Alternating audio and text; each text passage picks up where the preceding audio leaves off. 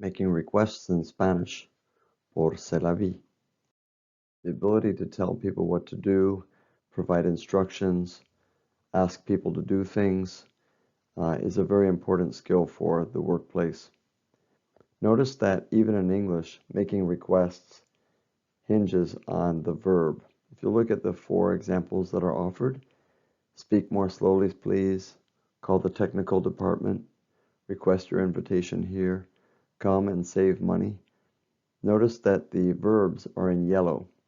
So we're going to be looking at how to form the verbs when you're making requests in Spanish.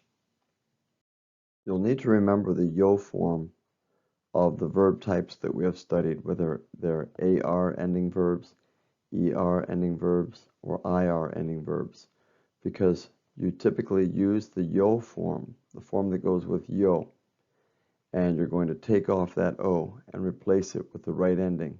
And that's what we talk about in the next slides. So first, take the yo form of the verb and remove the O from the end.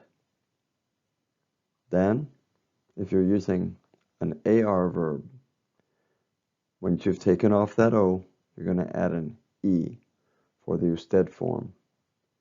And if it's the ustedes form for an AR verb, you're going to add EN to the ending. If you're using an ER verb or an IR verb, then instead of adding an E to the end, you add an A for the usted form. You add an AN for the ustedes form. Remember to start with the yo form of a verb, take off the O on the end, add the right ending, and then remove the usted. So you end up with haga copias, from the first one, from the verb hacer, H-A-C-E-R. And the second one, vea los deportes, that's the verb ver, V-E-R. And the third one, limpiar, that's the verb you start with, limpie las alfombras. So you're taking off the AR from limpiar, which means to clean. In the fourth example, esperar, it's an AR verb. Espere en línea. And the fifth one, we started with llenar. So we get llene la solicitud. When speaking to more than one person and giving instructions, instead of using usted, you use ustedes.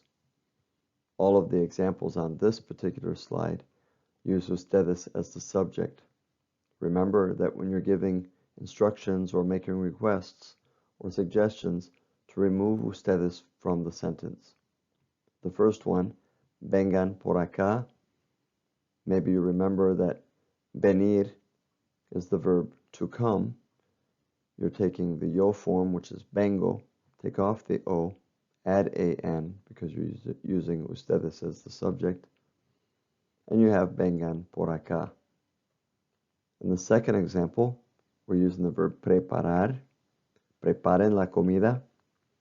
In the third example, escriban al director, that's the verb escribir. In the fourth example, contesten las preguntas. Contesten is from the verb contestar. And in the last example, digan la verdad. Digan comes from the verb decir. The yo form is digo. This entire presentation has been around giving commands to people. In other words, telling people what to do. This is known as the imperative mood in grammatical terms. So, in a way, it may seem like you're pushing people around or trying to dominate them or to come across as being rude or demanding. But really, the point is in a workplace is to get things done, right? So one way you can do that is to be polite by adding the word please in English and por favor in Spanish. Look at the bottom of the slide and you'll see two requests. The first one is hable más despacio, which is asking a person to speak more slowly. If you say simply, speak more slowly, a person might take it as though you're trying to push them around or tell them what to do. But if you say to them, hable más despacio, por favor, it becomes a request and it's far more polite. So remember the magic words, por favor, and add that to your commands. Hasta pronto, c'est la vie 2020.